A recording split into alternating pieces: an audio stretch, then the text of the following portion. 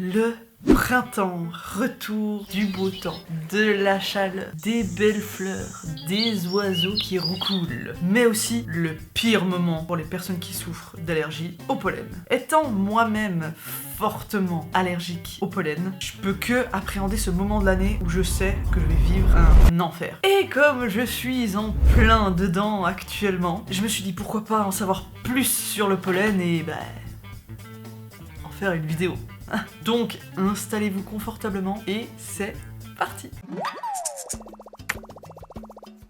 Le pollen, à la base, il fait partie d'un processus obligatoire pour la reproduction des fleurs, des plantes, des arbres. Si ça n'existait pas, il y aurait bien évidemment plus aucune végétation sur la Terre, surtout après des hivers rudes comme on a de plus en plus chaque année. Chaque grain de pollen contient une cellule végétative, du cytoplasme, deux membranes protectrices dont une interne et une externe, et une ou plusieurs gamètes mâles. Et on peut identifier les grains de pollen selon leur taille, leur forme et l'épaisseur des membranes. Maintenant, il existe 3 catégories de pollen. Ceux qui viennent des arbres, ils arrivent généralement entre janvier et mai, avec des variations selon les espèces bien évidemment. Il y a l'espèce des bétulacées, qui regroupe les noisetiers, les charmes et les bouleaux qui sont les plus allergisants. On va retrouver aussi les cuprésacées, qui regroupent les cypresses et les thuyas, et ceux-là on va plus les retrouver au bord de mer ou dans les régions un peu plus chaudes comme par exemple le sud de la France. Et pour finir, les fagacées avec les chênes. Ensuite, on a les pollens qui viennent des graminées. Il existe plus de 12 000 espèces de graminées. Eux, ils arrivent entre mai et juillet avec un gros pic en juin. C'est exactement à ce moment précis que je commence à mourir. Les graminées, c'est les pollens les plus allergisants et qui touchent le plus de monde. Pour finir, on a les herbacées. Ça, c'est de juillet à octobre, qui regroupent l'ambroisie, l'armoise et le plantain. Et en vrai, si le pollen pouvait juste faire son travail de reproduction, ça arrangerait tout le monde. Mais le problème, c'est que pour se propager, le pollen, il doit voler absolument partout. Et en plus, ce qui va augmenter son efficacité, c'est la chaleur, la sécheresse et le vent. C'est finalement tout ce qu'on aime à l'arrivée du printemps pour aller se poser au bord du lac avec la petite binge avec les copains. Mais du coup, les allergiques, eux, ils peuvent pas profiter de ça, sinon ils explosent.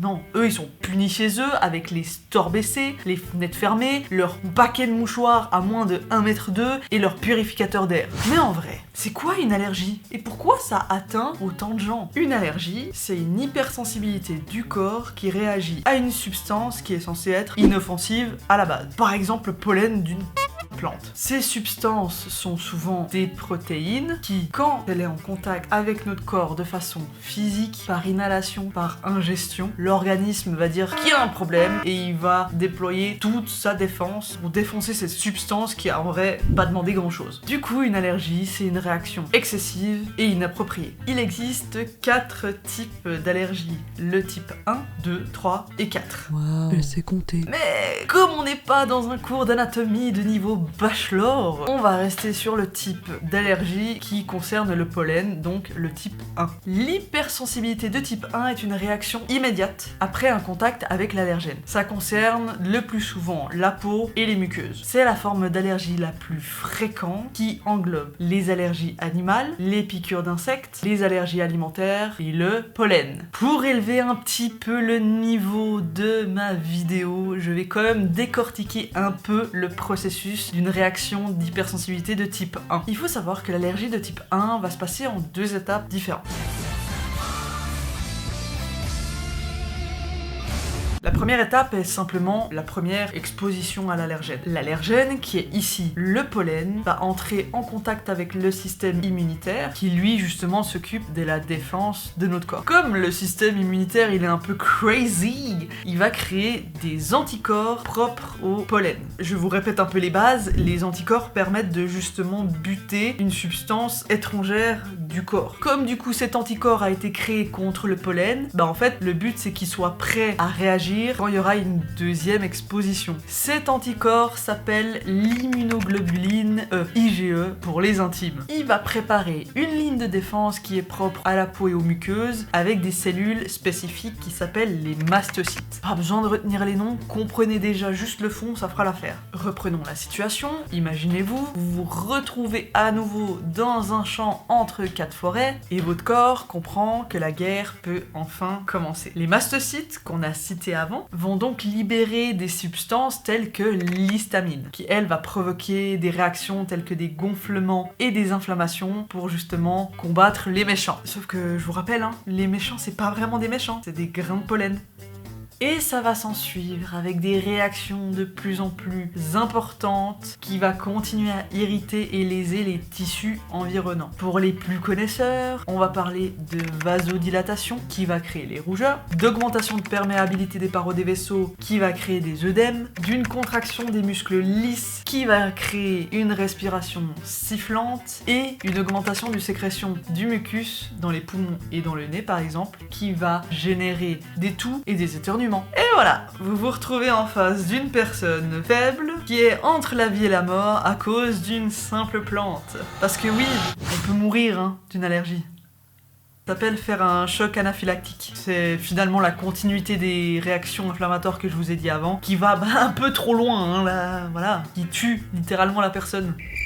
C'est chouette, non, les allergies. Yay! Je voulais pas péter l'ambiance. Mais maintenant, comment savoir si on est allergique ou pas? C'est justement quand les symptômes d'allergie apparaissent ou augmentent, tels que des démangeaisons et des brûlures oculaires et nasales, les éternuements, les larmoiements. Ça regroupe plutôt les yeux et le nez, donc on parle de conjonctivite rhinite. Mais il y a aussi d'autres symptômes, comme la diminution de la capacité respiratoire, des sensations d'état grippal, perte de concentration, de l'eczéma, des troubles du sommeil. Et si vous faites partie de cette magnifique team qui souffrit de plein de symptômes différents et que ça commence à vous peser sur le ciboulot, faut faire un bilan allergique auprès de votre médecin ou de votre allergologue. Pour faire le bilan allergique, il faut faire le prick test. C'est simplement un test cutané qui va vous permettre d'identifier l'allergène qui vous cause tous ces torts. On va vous poser les gouttes qui contiennent certains allergènes sur la peau. Après, on va vous piquer. Vous attendez 10-20 minutes et si effectivement votre peau gonfle, ça veut dire que vous êtes potentiellement allergique. Et là, je vois déjà certaines personnes penser ou venir me dire « Oui mais les gens qui développent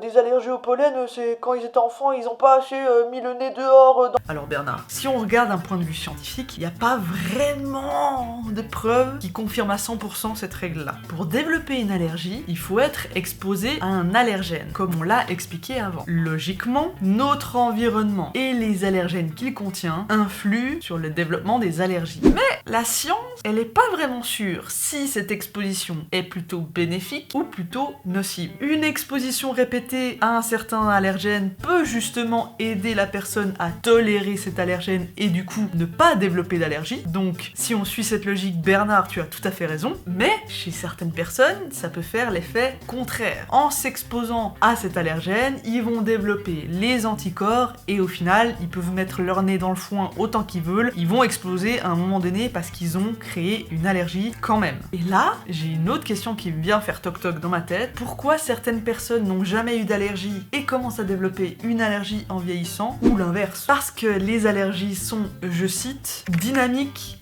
et non statiques.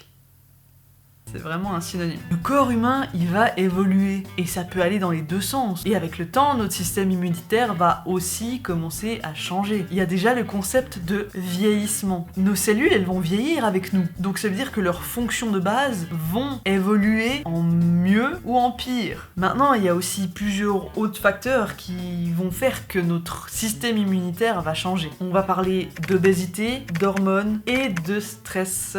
Vous le connaissez bien celui-là. En fait, les trois, ils sont indirectement et directement liés. Les changements d'hormones peuvent générer du stress, le stress peut générer des variations d'hormones, les changements d'hormones peuvent amplifier des états d'obésité, etc., etc. Et pour finir, il y a aussi l'environnement, tout simplement, qui va nous faire évoluer. Déjà, selon où vous vous trouvez dans le monde, vos allergies vont plus ou moins augmenter. On a dit avant, les allergies au pollen, elles sont amplifiées par un environnement chaud, sec et avec du vent. Donc, si vous allez dans des environnements un peu plus humides, tels que le bord de mer, l'air, vos allergies au pollen devraient diminuer. Et je me suis aussi demandé, avec notre situation actuelle, le réchauffement climatique, est-ce que ça change quelque chose au niveau des allergies? En vrai, encore une fois, il n'y a pas vraiment d'études qui pourraient prouver à 100% c'est dire. Mais certaines choses sont par contre sûres. L'augmentation des températures et le niveau de CO2 dans l'air influencent la croissance des plantes et la quantité de pollen qu'elles produisent. Une étude aux États-Unis a démontré entre 1995 et 2009, les saisons polliniques se sont allongées de 13 à 27 jours. Donc, il y a clairement une tendance vers les augmentations des allergies. Alors maintenant que vous avez compris le principe des allergies, j'espère, c'est quoi la solution à faire maintenant? Et à quoi il faut faire attention? Bien évidemment, tout dépend de la sévérité de l'allergie. Certaines personnes vont pouvoir rester sur des solutions plus homéopathiques et d'autres sont obligées de se tourner vers des solutions médicamenteuses beaucoup plus importantes. Dans le cas des yeux, il y a des gouttes hydratantes qui permettent déjà d'apaiser un peu l'inflammation ou